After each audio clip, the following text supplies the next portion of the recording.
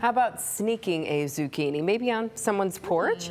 Amy Stone is here from the OSU Extension Office to explain. Good morning. Thanks for being here. Good morning. Yeah, this is the time of year when someone digs in the garden and they find the zucchini that's like that big because it got lost. Absolutely. It kind of just blends in, right, with the color. It does, but you're asking people who end up with an abundance because I know how many tomatoes can you really eat? I mean, a lot of people can, and that's great too, but or how many cucumbers or whatever can you eat at one time?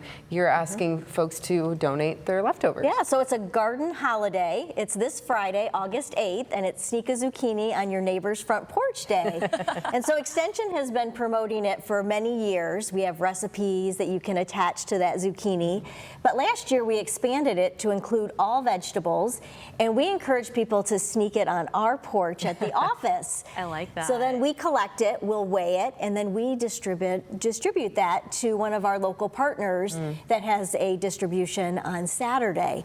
So in addition to all the regular food that their clientele get, they get some fresh produce that has been donated. Well, that's awesome. That's a big deal because it's fresh produce, and that can be very expensive for people, and that's why many times we eat the stuff we're not supposed to eat as much. But this is going to be really good stuff. Yes. How did it go last year then? We had over 100 pounds of produce that was donated, so we're hoping to top that.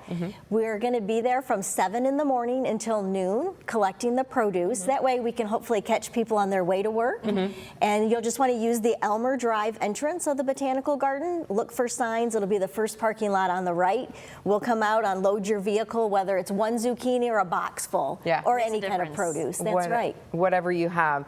What did you find people were bringing last year? Anything crazy? So we had lots of tomatoes, cucumbers, and zucchini probably were the top 3. Any of the big zucchinis? There were a few. They're much more tasty when they're smaller. They are. They are. But they can get away. Yes, they can. You said that you made spaghetti with yours last night. We did. Yeah. And so instead of using regular pasta, we just took the zucchini and sliced it up, and those were kind of our noodles. Yeah, your little zoodle. Zoodles. That's right. Yes. Yeah. So there's another suggestion for you. I like zucchini bread. Do you like zucchini bread?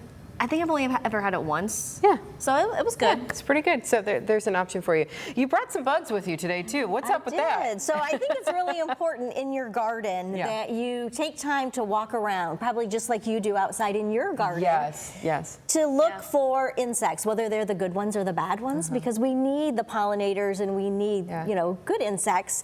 But the one here, and this is actually on a zucchini leaf. Okay. There are some eggs that are right here. It's really hard to see because they're teeny, tiny, but they look like kind of brown.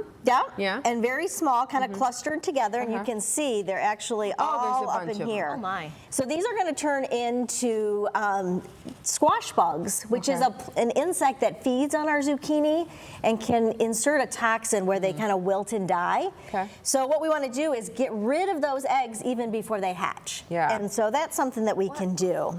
Yeah, here we go. But we don't really want to get rid of all insects, right? No. Right, because some of them are good guys. Yeah, and so this is actually on a milkweed I had in my own garden. Look at this guy. That doesn't even look real to me. It looks so fake. It's so beautiful. And so this is going to turn into a monarch caterpillar. This is a monarch caterpillar going to turn into a butterfly. So after today's show, I'll get it back out into the garden where my milkweed is.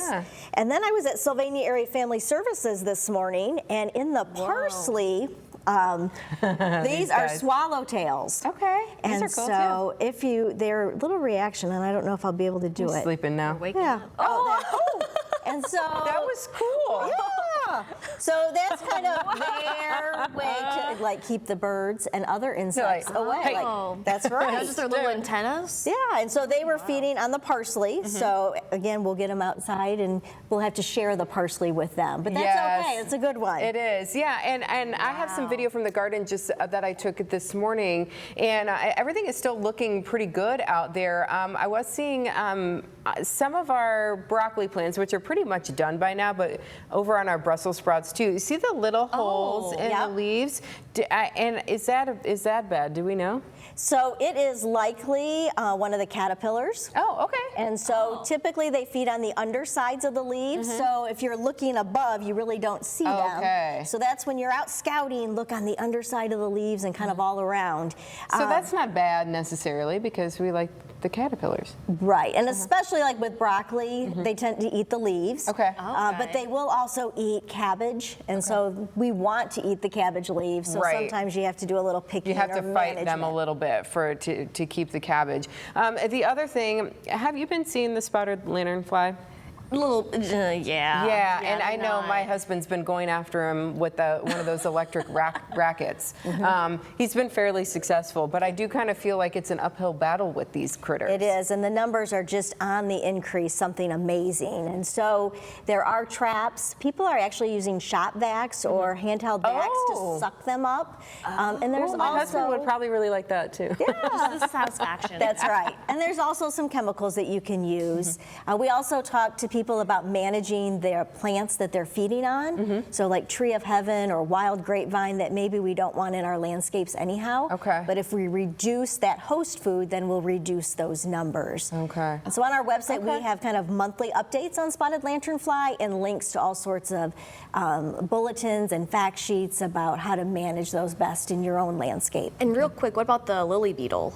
So new insect kind of on the radar. I'm just starting to get Is this a bad people- one or a good one? It is, and it's Bad eating one. our lily plants. And so Oh, that's it. there it is. So it's kind of pretty, right? But it's a Yeah. bright color, so it draws your attention. Yeah. But again, they can do a lot of damage. And so keeping an eye on your lilies and making sure that you're paying attention and managing those. Okay, all right, lots to watch out for, but watch out for those zucchinis that are hidden and buried in your garden, and make sure to collect what you're not going to eat yourself and donate. Remind us again when the Sneak a Zucchini event It's is going to going be on. Friday at our office at the Toledo Botanical Garden off of Elmer Drive from 7 a.m. until noon. Okay. Perfect. So all your extras. The nice thing about our Good Day Garden here is that we do have a lot of people in the newsroom. So when we Absolutely. have extra, it usually gets eaten. You just pass but- the little basket around. And get to pick out what you want. What you want, yeah, but it's very fresh, and I love this time of year. So, Absolutely. but glad to see we don't want it to go to waste. For sure. That's for sure. All Thank right. you. Yeah, Thank you so absolutely. much.